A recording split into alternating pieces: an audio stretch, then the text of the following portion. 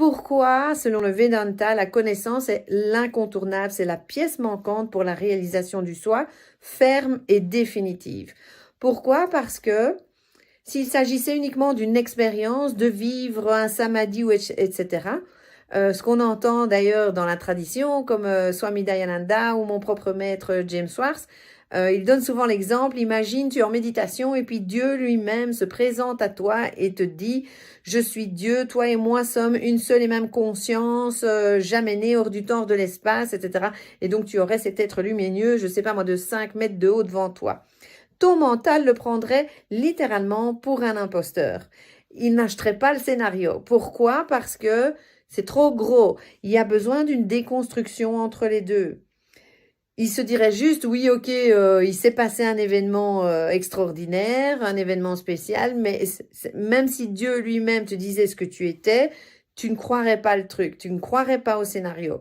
C'est pour ça que la connaissance arrive au dernier moment à déconstruire en fait tout ton système identitaire, ce à quoi tu t'accroches, ce en quoi tu crois. Dans le sens, tu crois être ce corps, tu crois être ces pensées, ces émotions qui sont bombardées dans ton esprit, etc. Or, tu n'es pas cela. Tu es une conscience qui n'a pas de mental, qui n'a pas d'émotion, qui est complètement impersonnelle, intouchée, intouchable et donc imperturbable. Jamais née sans début ni fin. Et ça, il n'y a que les mots d'Ishvara lui-même, les mots de Dieu lui-même qui vont percuter ton esprit, ton mental et qui vont enfin retirer couche par couche ton ignorance pour laisser la vérité nue dans ton esprit.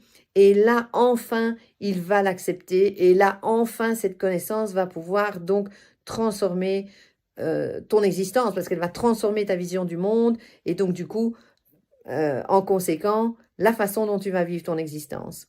Voilà pourquoi la connaissance ne devrait jamais être rejetée au profit des expériences, mais au contraire devrait être mise en avant parce que c'est la seule clé qui manque dans la plupart des enseignements des néo-advaitins qui ne transmettent aucune connaissance solide basée sur les écritures comme le Vedanta. Donc voilà.